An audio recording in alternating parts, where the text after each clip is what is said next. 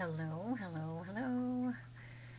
Yeah, I guess it's been another hot minute since I've been on here, and it's been a lot going on, but leave it up to a Gemini moon to multitask and, try to get everything done that needs to get done. And the moon has been like hitting all of the planets that are, and like activating all the planets that are in that quadrant of the zodiac. Like all of the planets are in Aquarius, Pisces, Aries, and Taurus. So, and we had the Mars in Aquarius square Uranus in Taurus, the 9th, 10th, and after that it seems like, I don't know about you, but it feels like there was just a domino effect after that. That was one thing after another, and it was like this fiasco that ensued. And I mean, well, like on the small scale, it's not a big deal, and I haven't kept up with news, but I'm sure, as it's like that Fibonacci formula. Like it always, things always happen in that expansive kind of pattern. But yeah, and like personally, there was a lot of things that were just energetically draining. So if you had that feeling as well, you were not alone. There was a lot going on, and now the moon is in Gemini. And let's see, what do we have going on? Oh, this weekend is let's see, let's start with some notes. Yeah, I have like my little note-taking process with this rocket book. Shout out to my friend B, who hooked me up with this. I mean, I had never heard of it before, but yeah, you can write your notes and save it to your files and erase and reuse, so you can pretty much get rid of notebooks, notepads. So it's a way to stay organized. But anyway, so yeah, this weekend, March 16th. Oh yeah, that was another thing. Like, so my birthday is on the 16th, and my awesome neighbors, threw me a little shindig on Sunday, and so that was really, really awesome, really sweet. We like pizza and cheesecake. Yeah, it's just really nice to have that kind of support system that reminds you of the people that appreciate you, So I got some beautiful flowers, and Vesta has been trying to eat them. But yeah, as a Pisces, like, definitely love and appreciate those precious moments. At the same time, it can be energetically draining to be around, just a lot of energy at the same time, because Pisces are very energy absorbing. And on top of that, there's like the solar flares and solar winds, and this domino effect of energies that's been going on. And that just makes me appreciate also all the Gemini and Virgo energies out there that can like keep things going, and have the energy to continue on with tasks at hand. I mean, there were a handful of attempts that I made to like come on here and do these updates, but it was just so, I was just so beat. So now that the moon is out of all those like busy signs, there's like some breathing room. And then yeah, so this weekend we do have a very special conjunction of the Sun and Neptune. And Neptune is the modern ruler of Pisces, and it's like, if you look at the glyph of Neptune, it's the fork, Neptune's fork, and to me it looks like a tuning fork. And so it reminds me of like having that ability to, it looks like a tuning fork, so you have the ability to tune into the vibrations and the intangible frequencies and energies that we are surrounded by. And this is going to be at 27 degrees, which is a Leo degree. And with this being in conjunction with the Sun, which the Sun is the ruler of Leo, to me this is telling me how our dreams can be revealed. Like, our dreams are going to be front and center. And if we allow ourselves to really pay attention to those intangible things, which sounds kind of like an oxymoron, but if we can get out of like our ego, and instead of worrying about what people are thinking, or like all the left brain things, if we have the ability, if we have the space, if we can give ourselves the time and space to just be more in awe and wonder of the things that are always around us that we tend to take for granted, like how beautiful the air feels. Like right now it's spring, and like we just had daylight savings, and so the sun is setting later, so we have a lot more sunlight at the at the end of the day, and the temperature is probably rising, so it feels warm, and we can really feel the sun on our skin. And we could be playing music, or we can listen to the birds, and it's 222 at the moment. We can listen to the birds, and even if it's a windy day, like picking up on the wind, feeling it blow through our hair or clothes, and just being appreciative of those those moments that nature kind of brings us, that we don't normally think about.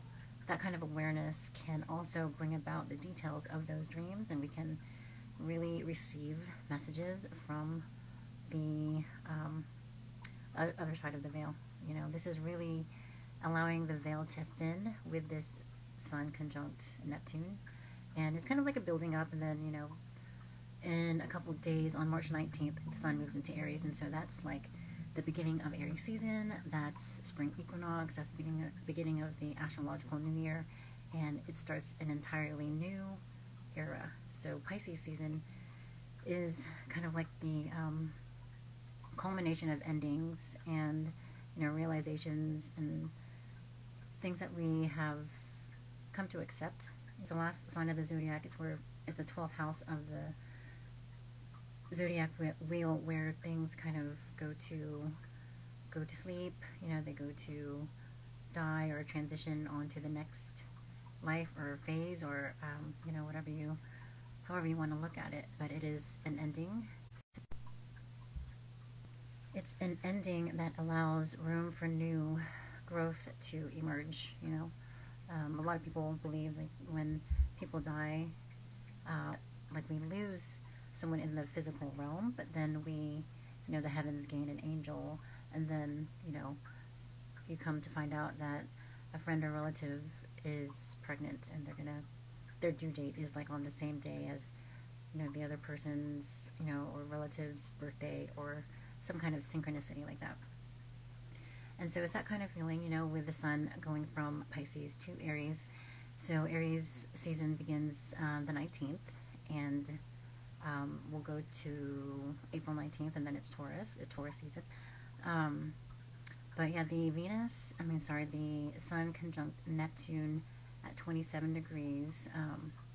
I kind of see that as also not just dreams revealed, but ego erosion.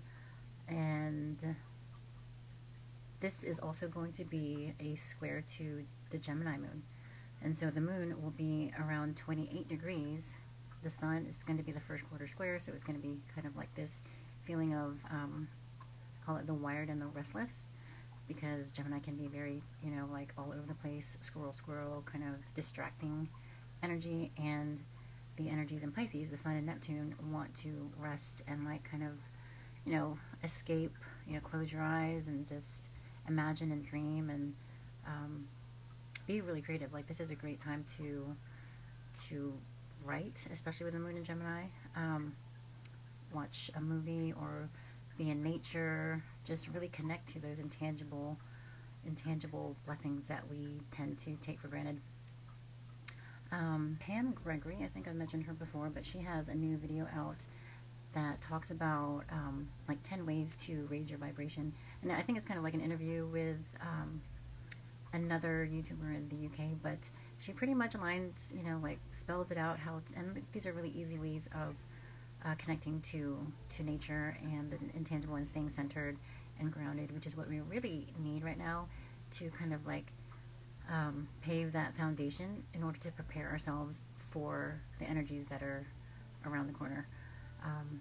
And so we really, like, Saturn in Pisces is discipline, like spiritual discipline. So it's all of these reminders to stay grounded and centered and not get distracted with all of the propaganda and things that are like pulling us away from our centeredness and our spiritual power. Really, like we're born with this spiritual power that allows us to manifest anything we want. And it's, you know, kind of unbelievable because we've been so programmed to believe otherwise, and we've been programmed to believe that there's like a specific formula in order to achieve success, which is false, you know. But this is where we are learning to detach from those conditionings and unlearn those programs, and it's like a reboot.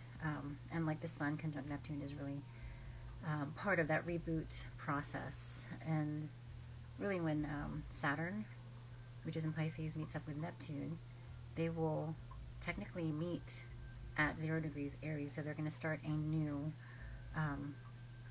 Neptune's going to dissolve the ego, and Saturn is going to create this structure. It's going to be a new order we haven't been privy to for the longest time, but it's going to be a whole new world. So we have to prepare ourselves and like laying these foundations, these spiritual foundations, for this year and next year. Like Saturn conjunct Neptune, I think that doesn't happen until 2026, I want to say. But yeah, this is just a side tangent. So yeah, I'll link that video that Pam Gregory has down below. I think it's like really helpful and like a good reference video. And then we're also building up to a Venus and Saturn conjunction. You know, Venus is values and relationships, and it's also our finances and the things that we value. And then Saturn is structure and discipline and also restriction, you know, like very, it's like commitments as well. So there's a lot of determination, and it's like that teacher energy. Saturn is like that teacher energy, like that warden energy. It's like seriousness. And they are both in Pisces, Venus and Saturn, and they're going to be conjunct on the 21st of March. But this is kind of like, right now they're only about 5 degrees away from one another, and they're going to meet at 12 degrees, which is a Pisces degree. And so this is going to have a lot to do with our spiritual beliefs and practices and what we are committed to, and being in alignment with those relationships that are spiritually fulfilling and that are in alignment with, you know, our path, our divine purpose. And we're going to have the discernment to be able to recognize those connections and commitments that no longer serve us. You know, Venus is the ruler of the South Node, and so this is going to help us release those things that that won't be able to come with us into the future. And yeah, that energy is building, and it's going to be exact on the 21st. And at the same time, the moon is going to be in Leo at 25 degrees. Leo is the north node of Neptune. Like all of the planets have a north and south node, like the moon has her nodes in Aries, the north node in Aries and the south node in Libra. And so Neptune also has a north and south node, and the north node of Neptune is Leo, and the south node is in Aquarius. And so with a north node in Leo for Neptune, Neptune is like spirituality and unconditional acceptance and love, and like oneness, like spirituality. And in the sign of Leo, like north node is our destiny, like the direction that we want to move toward. And in Leo, that tells me how our spiritual development and our creativity as well wants to also embody that Leo unabashed expression and creativity and playfulness and joy, and just, you know, doing things out of from the heart, you know, with no underlying motives. You know, there's just pure creativity, pure heart. So I think the commitment to that with Venus conjunct Saturn speaks to, you know, that kind of a new cycle. You know, conjunctions are new cycles, and so in the sign of Pisces, this is at 12 degrees. This is something that we will see more of, especially like on on personal levels.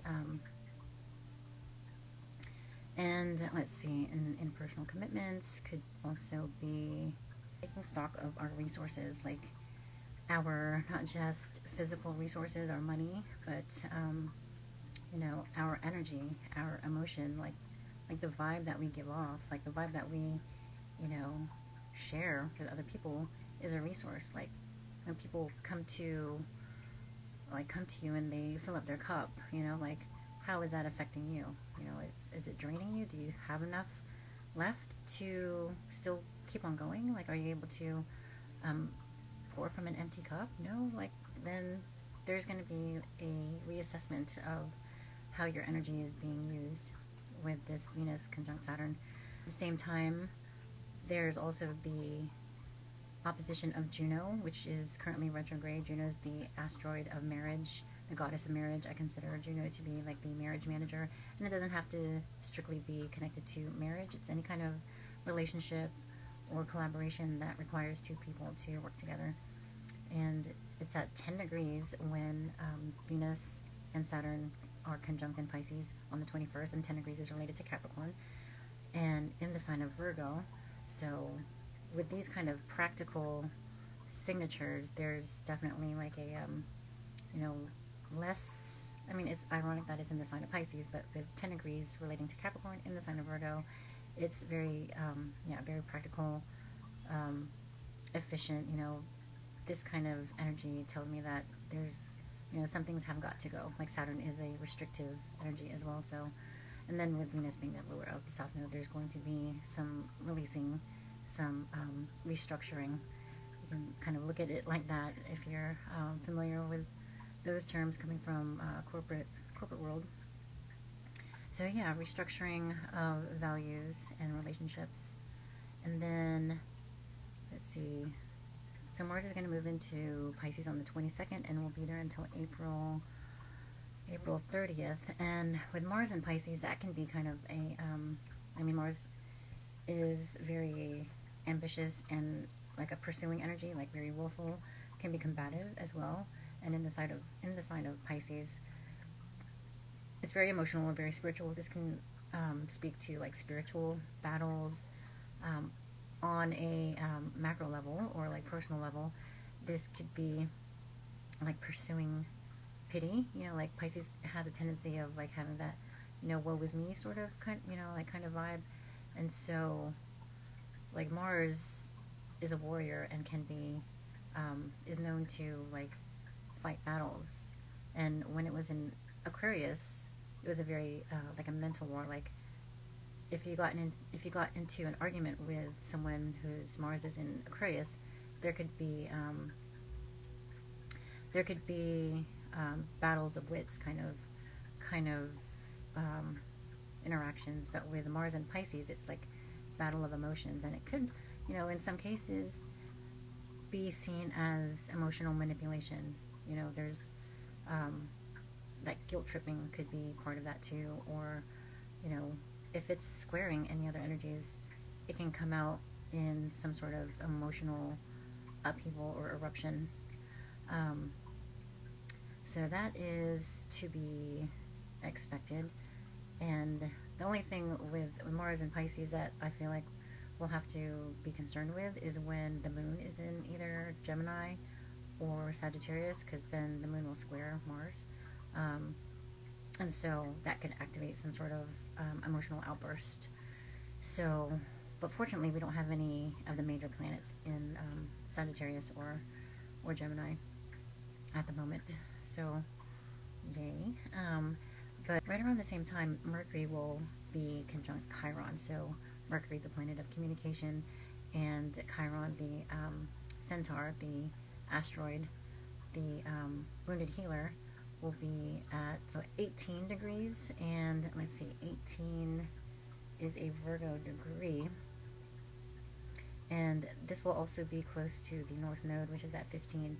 And so with Mercury close to the North Node, this is the kind of communication that we haven't exactly perfected, but we are moving toward in order to balance out the South Node energies. And so it can be uncomfortable. We're trying new things, we're trying new ways to communicate, And in Aries, we're using the bravery and courage in order to like claim who we are, like really let go of the conditioning and societal pressures of being someone who we know we're not, and really coming into stepping into an identity that we authentically align with. And with this conjunction to Chiron, the wounded healer, this is overcoming those feelings of victimhood where we might not feel like we have the support of, you know, our family, or, you know, it depends, you know, of course everybody's different. It's going to affect everybody's charts differently. And a lot of us have Chiron in Aries in our personal chart, because Chiron spends the most time in the sign of Aries compared to the rest of the zodiac signs, and so this can be super relatable and empowering. I think the moon is going to be in Leo during this time too. Yeah. Let me just check real quick. On the 21st, when Mercury and Chiron are conjunct, the moon will be in Leo, and so yeah, that's going to be, they're both fire signs, and so that's going to be a fluid, natural aspect because they're in the same element, so that's supportive, and we're going to feel like, you know, wanting to unabashedly express our feelings and, you know, really claiming our identity, and you know, not allowing things to continue as they have before. And so that's going to be a supportive kind of like week, because, you know, these energies, they build and then they crescendo, and, you know, they're pretty long lasting. So yeah, that's going to be something to prepare for. That's Wednesday the 20th, and yeah, prepare for it and look forward to, you know. And then we do have, a lunar eclipse, so it's going to be a full moon, and the sun is going to be in Aries, the moon is going to be in Libra at 5 degrees, and it's going to be like 10 degrees from the North Node, North and South Node. So the nodes are going to be at 15 degrees when they're like within, I think, I forget, I think it's like 17 degrees. When they're within a certain amount of degrees, it's considered to be an eclipse. And so this is going to be South Node eclipse. So the moon is going to be close to the South Node.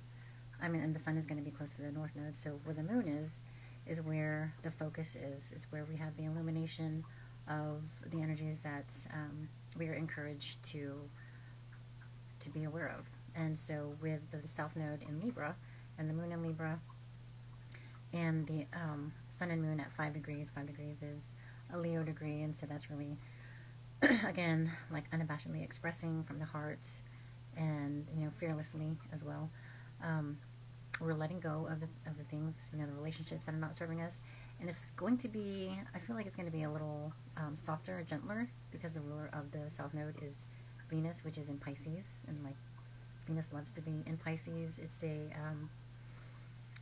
like it's exalted, and so Venus in Pisces, Venus is about relationships and creating harmony, and Pisces is, you know, having that unconditional understanding of oneness and making sure that relationships are in harmony. And like Pisces is a very non-combative, you know, conflict avoidant kind of energy, and so it's gonna be, you know, it's gonna be good, you know, in my opinion. So the full moon is going to be, yeah, in cardinal signs, and so if you are also a Cancer or Capricorn, so Cancer, Libra, Capricorn, and Aries are the cardinal signs, and so if you have any placements, you know, Sun, Moon, Rising, South Node also, you know, any of the personal planets, Mars, Venus, Mercury, this can affect you. Like you can probably notice the changes, and I don't think it's going to be like harsh, you know, because Venus, the ruler of the South Node, is in Pisces. But it'll be interesting to observe, you know, just go with the flow, and maybe observe and journal about the experience during that week. And the effects can take place even 6 months after this eclipse, up to a year, maybe like a year and a half. So something to pay attention to. And then I just want to touch on the solar eclipse. On the 8th is going to be a new moon in Aries, and so the moon and the sun will be at 19 degrees along with Chiron, the wounded healer. And so all of these energies will be surrounding a new beginning, involving our wounds in Aries, which, again, is like Chiron in Aries is like victimhood and not being seen and not being able to, or like having an insecurity about who we instinctively feel we are. Like Aries is all about our identity and being seen in the world. And at 19 degrees, that's related to Libra energies, which is connected to relationships. And yeah, new moons are times to set intentions, but with this particular eclipse, it's do whatever you feel called to do.